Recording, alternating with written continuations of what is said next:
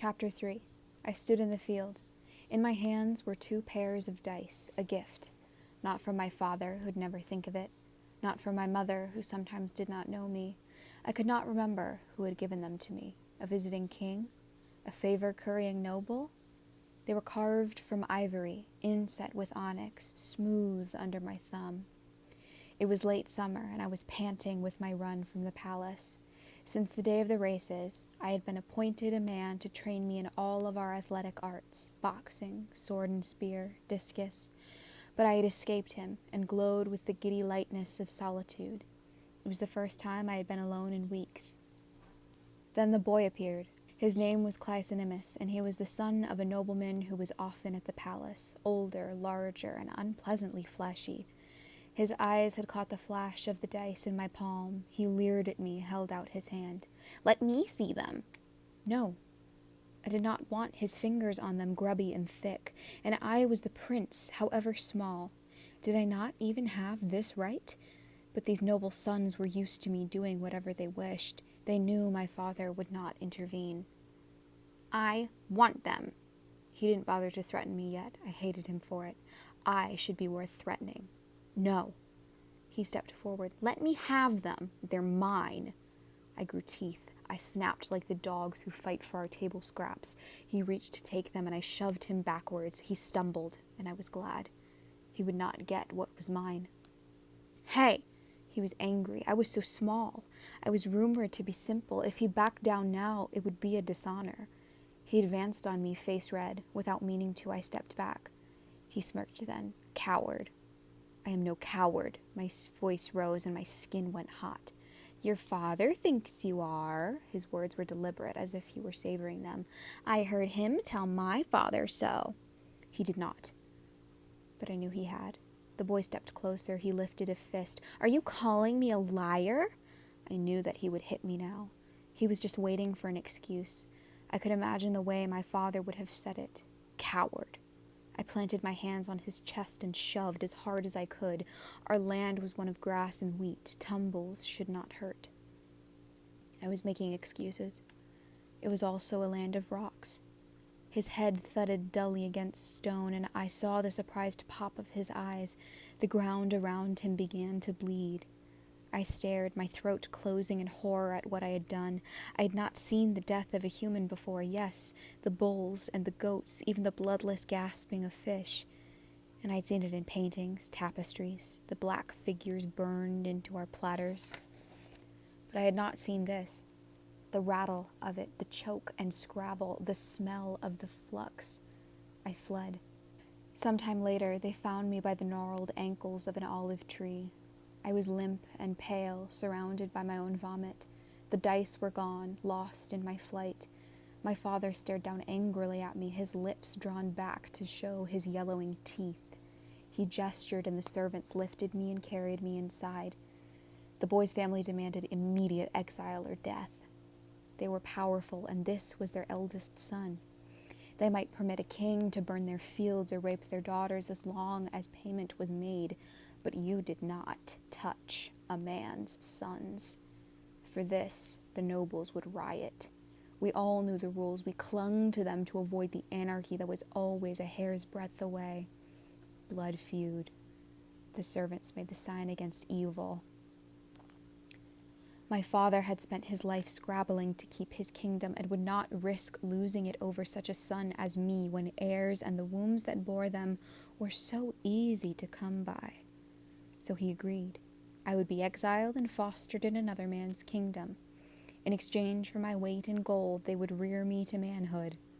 I would have no parents, no family name, no inheritance. In our day, death was preferable.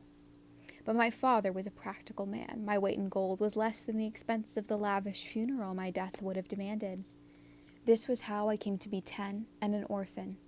This was how I came to Thaya.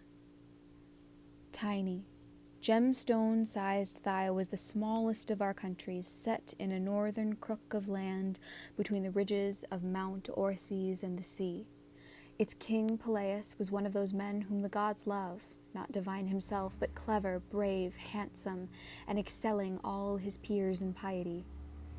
As a reward, our divinities offered him a sea nymph for a wife. It was considered their highest honor. After all, what mortal would not want to bed a goddess and sire a son from her? Divine blood purified our muddy race, bred heroes from dust and clay. And this goddess brought a greater promise still. The fates had foretold that her son would far surpass his father. Peleus' line would be assured, but like all the gods' gifts, there was an edge to it. The goddess herself was unwilling. Everyone, even I, had heard the story of Thetis' ravishment. The gods had led Peleus to the secret place where she liked to sit upon the beach. They'd warned him not to waste time with overtures. She would never consent to marriage with a mortal.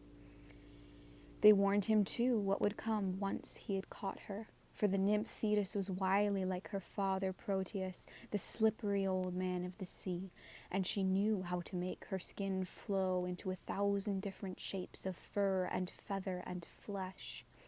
And though beaks and claws and teeth and coils and stinging tails would flay him, still, Peleus must not let her go.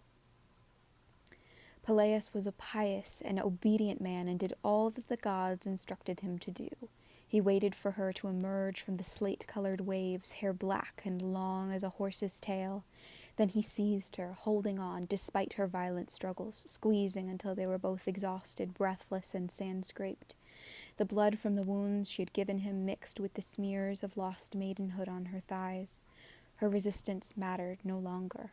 A deflowering was as binding as marriage vows. The gods forced her to swear that she would stay with her mortal husband for at least a year, and served her time on earth as the duty it was, silent, unresponsive, and sullen. Now, when he clasped her, she did not bother to writhe and twist and protest. Instead, she lay stiff and silent, damp and chilled as an old fish. Her reluctant womb bore only a single child. The hour her sentence was finished, she ran out of the house and dove back into the sea. She would return only to visit the boy, never for any other reason and never for long. The rest of the time the child was raised by tutors and nurses and overseen by Phoenix, Peleus' most trusted counselor. Did Peleus ever regret the god's gift to him? An ordinary wife would have counted herself lucky to find a husband with Peleus' mildness, his smile-lined face. But for the sea nymph Thetis, nothing could ever eclipse the stain of his dirty, mortal mediocrity. I was led through the palace by a servant whose name I had not caught. Perhaps he had not said it. The halls were smaller than at home, as if restrained by the modesty of the kingdom they governed. The walls and floors were local marble, whiter than was found in the south. My feet were dark against its pallor. I had nothing with me. My few belongings were being carried to my room, and the gold my father sent was on its way to the treasury. I had felt a strange panic as I was parted from it. It had been my only companion for the weeks of travel, a reminder of my worth. I knew its contents by heart now. The 5 goblets with engraved stems, a heavy-knobbed scepter, a beaten gold necklace, 2 ornamental statues of birds, and a carved lyre gilded at its tips. This last, I knew, was cheating.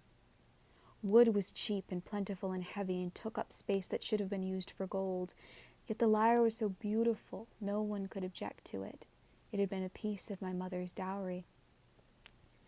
As we rode, I would reach back into my saddlebags to stroke the polished wood. I guessed that I was being led to the throne room, where I would kneel and pour out my gratitude. But the servant stopped suddenly by a side door. King Peleus was absent, he told me, so I would present myself before his son instead. I was unnerved. This was not what I had prepared myself for, the dutiful words I'd practiced on donkey back.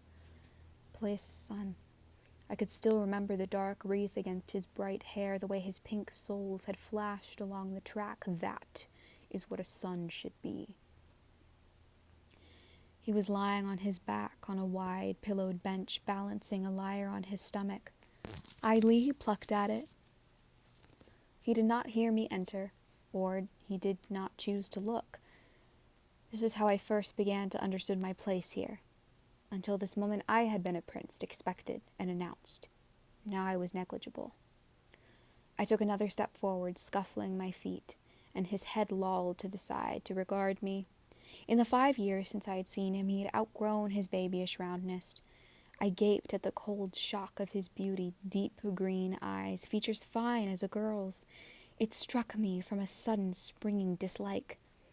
I had not changed so much, nor so well. He yawned, his eyes heavy-lidded. "What's your name?" His kingdom was half, a quarter, an eighth the size of my father's, and I had killed a boy and been exiled, and he did not know me. I ground my jaw shut and would not speak. He asked again, louder, "What's your name?" My silence was excusable the first time. Perhaps I had not heard him. Now it was not. Patroclus. It was the name my father had given me, hopefully but injudiciously at my birth, and it tasted of bitterness on my tongue. Honor of the father, it meant. I waited for him to make a joke out of it, some witty jape about my disgrace. He did not. Perhaps I thought he was too stupid to. He rolled onto his side to face me. A stray lock of gold fell into his eyes. He blew it away. "My name is Achilles." I jerked my chin up an inch in bare acknowledgement. We regarded each other a moment. Then he blinked and yawned again, his mouth cracked wide as a cat. "Welcome to Thea." I had been raised in a court and knew dismissal when I heard it. I discovered that afternoon that I was not the only foster child of Peleus. The modest king turned out to be rich and cast-off sons. He'd been once a runaway himself, it was rumored, and had a reputation for charity toward exiles. My bed was a pallet in a long barrack-style room filled with other boys tussling and lounging. A servant showed me where my things had been put. A few boys lifted their heads, stared. I'm sure one of them spoke to me, asked my name. I am sure I gave it. They returned to their games. No one is important. I walked stiff-legged to my pallet and waited for dinner. We were summoned to eat at dusk by a bell, bronze struck from deep in the palace's turnings. The boys dropped their games and tumbled out into the hallway. The complex was built like a rabbit warren, full of twisting corridors and sudden inner rooms.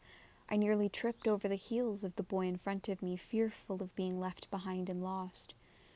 The room for meals was a long hall in front of the palace, its windows opening into Mount Orthes foothills. It was large enough to feed all of us many times over. Peleus was a king who liked to host and entertain. We sat on its oak-wood benches at tables that were scratched from years of clattering plates. The food was simple but plentiful, salted fish and thick bread served with herbed cheese. There was no flesh here of goats or bulls. That was only for royalty or festival days. Across the room I caught the flash of bright hair in lamplight. Achilles. He sat with a group of boys whose mouths were wide with laughter at something he'd said or done.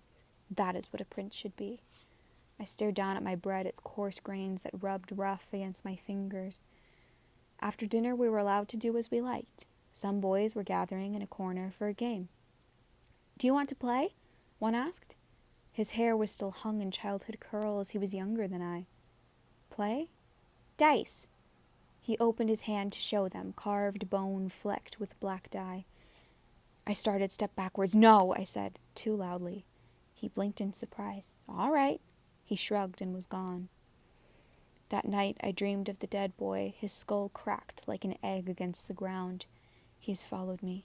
The blood spreads dark as spilled wine. His eyes open, and his mouth begins to move. I clap my hands over my ears. The voices of the dead were said to have the power to make the living mad. I must not hear him speak. I woke in terror, hoping I had not screamed aloud. The pinpricks of stars outside the window were the only light. There was no moon I could see.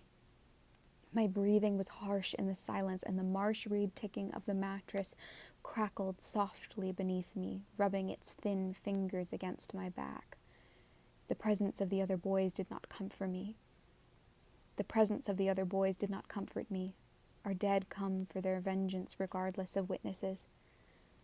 The stars turned, and somewhere the moon crept across the sky. When my eyes dragged closed again, he was waiting for me, still, covered in blood, his face as pale as bone. Of course he was.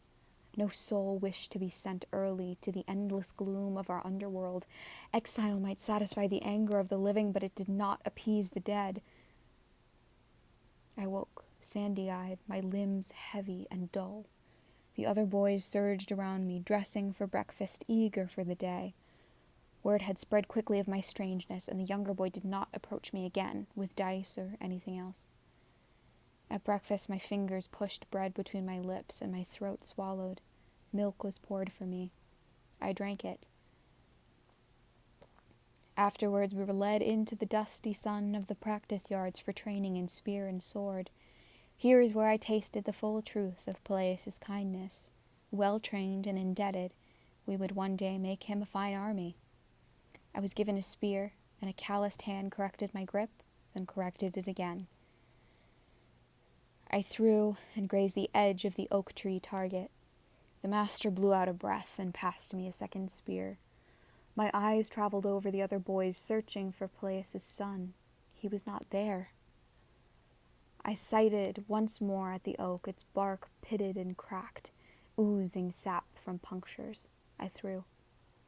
The sun drove high, then higher still. My throat grew dry and hot, scratched with burning dust. When the masters released us, most of the boys fled to the beach, where small breezes still stirred. There they diced and raced, shouting jokes in the sharp, slanting dialects of the north. My eyes were heavy, and my head and my arm ached from the morning's exertion. I sat beneath the scrubby shade of an olive tree to stare out over the ocean's waves. No one spoke to me. I was easy to ignore. It was not so very different from home, really. The next day was the same, a morning of weary exercises and then a long afternoon hours alone. At night, the moon slivered smaller and smaller.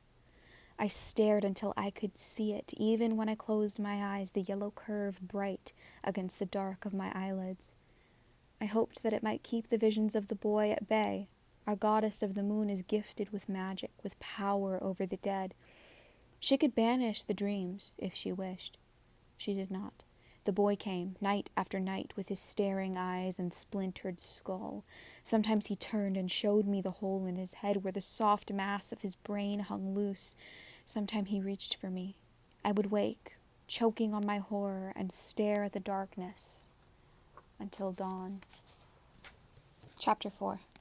Meals in the vaulted dining hall were my only relief. There the walls did not seem to press in on me so much, and the dust from the courtyard did not clog in my throat. The buzz of constant voices eased as mouths were stuffed full.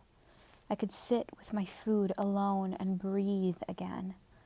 It was the only time I saw Achilles. His days were separate, princely, filled with duties we had no part of. But he took each meal with us, circulating among the tables. In the huge hall, his beauty shone like a flame, vital and bright, drawing my eye against my will. His mouth was a plump bow, his nose an aristocratic arrow. When he was seated, his limbs did not skew as mine did, but arranged themselves with perfect grace, as if for a sculptor. Perhaps most remarkable was his unself-consciousness. He did not preen or pout as other handsome children did. Indeed, he seemed utterly unaware of his effect on the boys around him. Though how he was, I could not imagine. They crowded him like dogs in their eagerness, tongues lolling. I watched all of this from my place at a corner table, bread crumpled in my fist. The keen edge of my envy was like flint, a spark away from fire. On one of these days he sat closer to me than usual, only a table distant. His dusty feet scuffed against the flagstones as he ate. They were not cracked and calloused as mine were, but pink and sweetly brown beneath the dirt. "Prince," I sneered inside my head. He turned, as if he had heard me. For a second our eyes held, and I felt a shock run through me. I jerked my gaze away and busied myself with my bread. My cheeks were hot, and my skin prickled as if before a storm. When at last I ventured to look up again, he had turned back to his table and was speaking to the other boys. After that, I was craftier with my observation, kept my head down and my eyes ready to leap away. But he was craftier still. At least once at dinner he would turn and catch me before I could feign indifference. Those seconds, half-seconds, and that line of our gaze connected were the only moment in my day that I felt anything at all. the sudden swoop of my stomach, the coursing anger. I was like a fish eyeing the hook. In the 4th week of my exile, I walked into the dining hall to find him at the table where I always sat. My table, as I had come to think of it, since few others chose to share it with me. Now, because of him, the benches were full of jostling boys. I froze, caught between flight and fury. Anger won. This was mine, and he would not push me away from it, no matter how many boys he brought.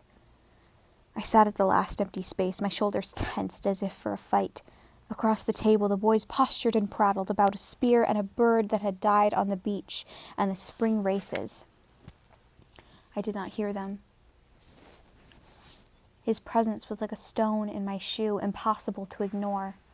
His skin was the color of just pressed olive oil and smooth as polished wood, without the scabs and blemishes that covered the rest of us. Dinner finished and the plates were cleared. A harvest moon, full and orange, hung in the dusk beyond the dining room's windows. Yet Achilles lingered. Absently, he pushed the hair from his eyes. It had grown longer over the weeks I had been here. He reached for a bowl on the table that held figs and gathered several in his hands. With a toss of his wrist, he flicked the figs into the air, 1, 2, 3, juggling them so lightly that their delicate skins did not bruise. He added a 4th, then a 5th. The boys hooted and clapped. More, more! The fruits flew, colors blurring so fast they seemed not to touch his hands, to tumble of their own accord. Juggling was a trick of low mummers and beggars, but he made it something else, a living pattern painted on the air, so beautiful. Even I could not pretend disinterest. His gaze, which had been following the circling fruit, flickered to mine. I did not have time to look away before he said, softly but distinctly, "Catch." A fig leapt from the pattern in a graceful arc towards me. It fell into the cup of my palms, soft and slightly warm. I was aware of the boys cheering. One by one, Achilles caught the remaining fruits, returned them to the table with a performer's flourish, except for the last, which he ate, the dark flesh parting to pink seeds under his teeth. The fruit was perfectly ripe, the juice brimming. Without thinking, I brought the one he had thrown me to my lips. Its burst of grainy sweetness filled my mouth. The skin was downy on my tongue. I had loved figs, once. He stood and the boys chorused their farewells. I thought he might look at me again, but he only turned and vanished, back to his room on the other side of the palace. The next day Peleus returned to the palace, and I was brought before him in his throne room, smoky and sharp from a yew wood fire. Duly I knelt, saluted, and received his famously charitable smile. "Patroclus," I told him, when he asked.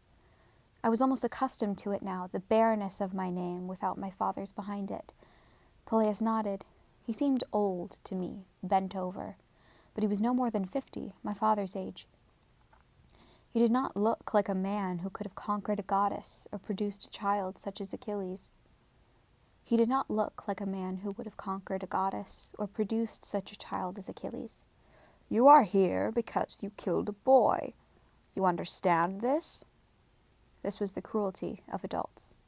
"Do you understand?" "Yes," I told him. I could have told him more of the dreams that left me bleary and bloodshot, the almost screams that scraped my throat as I swallowed them down, the way the stars turned and turned through the night above my unsleeping eyes. "You are welcome here. You may still make a good man." He meant it as comfort. Later that day, perhaps from him, perhaps from a listening servant, the boys learned at last the reason for my exile. I should have expected it. I had heard them gossip of others often enough. Rumors were the only coin the boys had to trade in. Still, it took me by surprise to see the sudden change in them, the fear and fascination blooming on their faces as I passed. Now, even the boldest of them would whisper a prayer if he brushed against me. Bad luck could be caught, and the Erinyes, our hissing spirits of vengeance, were not always particular. The boys watched from a safe distance, enthralled. "Will they drink his blood, do you think?" Their whispers choked me, turned the food in my mouth to ash. I pushed my plate away and sought out corners and spare halls where I might sit undisturbed, except for the occasional passing servant. My narrow world narrowed further, to the cracks in the floor, the carved whorls and the stone walls. They rasped softly as I traced them with my fingertip. "I heard you were here." A clear voice like ice-melted streams. My head jerked up. I was in a storeroom, my knees against my chest, wedged between jars of thick pressed olive oil. I'd been dreaming myself a fish, silvered by sun as it leapt from the sea. The waves dissolved, became amphory and grain sacks again. It was Achilles, standing over me. His face was serious, the green of his eyes steady as he regarded me. I prickled with guilt. I was not supposed to be there, and I knew it. "I've been looking for you," he said. The words were expressionless. They carried no hint of anything I could read. "You have not been going to morning drills." My face went red. Behind that guilt, anger rose, slow and dull. It was his right to chastise me, but I hated him for it. "How do you know? You weren't there." "The master noticed and spoke to my father." "And he sent you." I wanted to make him feel ugly for his tale-bearing. "No, I came on my own." Achilles' voice was cool, but I saw his jaw tighten just a little. "I overheard them speaking. I've come to see if you are ill." I did not answer. He studied me for a moment. "My father is considering punishment," he said. We knew what this meant. Punishment was corporal and usually public. A prince could never be whipped, but I was no longer a prince. "You are not ill," he said. "No," I answered dully. "Then that will not serve as your excuse." "What?" In my fear I could not follow him. "Your excuse for where you've been." His voice was patient. "So you will not be punished. What will you say?" "I don't know." "You must say something." His insistence sparked anger in me. "You are the prince," I snapped. That surprised him. His head tilted a little, like a curious bird. "So?" "So speak to your father and say I was with you. He will excuse it." I said this more confidently than I felt. If I'd spoken to my father for another boy, he would have been whipped out of spite. But I was not Achilles. The slightest crease appeared between his eyes. "I do not like to lie," he said. It was the sort of innocence other boys taunted out of you. Even if you felt it, you did not say it. "Then take me with you to your lessons," I said, "so it won't be a lie." His eyebrows lifted, and he regarded me. He was utterly still, the type of quiet that I thought could not belong to humans, a stilling of everything but breath and pulse, like a deer listening for the hunter's bow. I found myself holding my breath.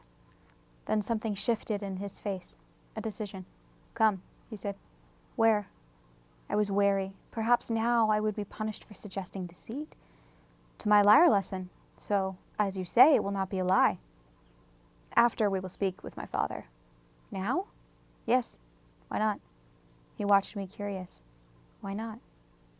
When I stood to follow him, my limbs ached from so long seated on cool stone.